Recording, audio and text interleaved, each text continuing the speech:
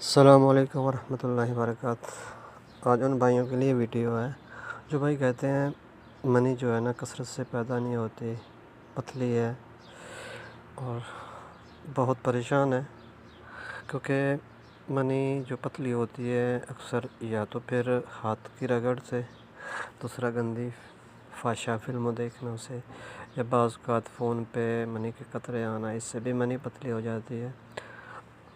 بس چند چیزیں آپ یہ کھائیں، 10 سے 20 دن آپ لگاتار استعمال کریں، اس کے بعد آپ ایک ماہ میں تقریباً 4 سے 5 دن یہ کھائیں، انشاءاللہ آپ کی منی جو ہے نا وہ کثرت سے پیدا ہوگی اور جب منی گاڑی ہو جائے نا تو انسان کی آٹومیٹک جو ٹائمنگ ہے نا وہ بڑھ جاتی ہے۔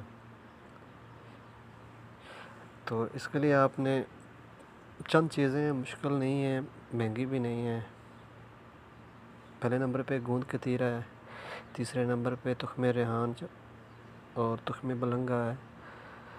یہ تینوں چیزیں لے لیں آپ، ان تینوں چیزوں کو، جو گوند کتیرا ہے نا اس کا سفوک بنا لیں، باقی دونوں کو رہنے دیں ایسے ہی۔ تو رات کو آپ نا دودھ میں بھگو دیں، گرم کر لیں تو بہتر ہے، نہ بھی کریں تو ایسے دودھ میں بھگو دیں، گائے کا مل جائے، بکری کا دودھ مل جائے بہتر ہے۔ تو اس میں بھگو دیں آپ، صبح اس کا خالی پیٹ جو ہے نا ناشتہ کریں، یہ کھیر نما بن جائے گی۔ اگر میٹھا ڈالنا ہے تو مصری ڈال لیں یا پھر شہد ڈال لیں۔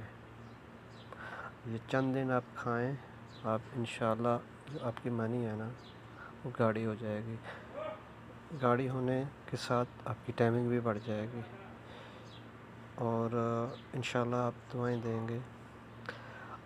بس اپنے ذہن کو گندے خیالوں سے نکالیں، فحشہ فلموں سے بچیں، فحشہ باتوں سے بچیں، انشاءاللہ فائدہ ہوگا آپ کو۔ السلام علیکم۔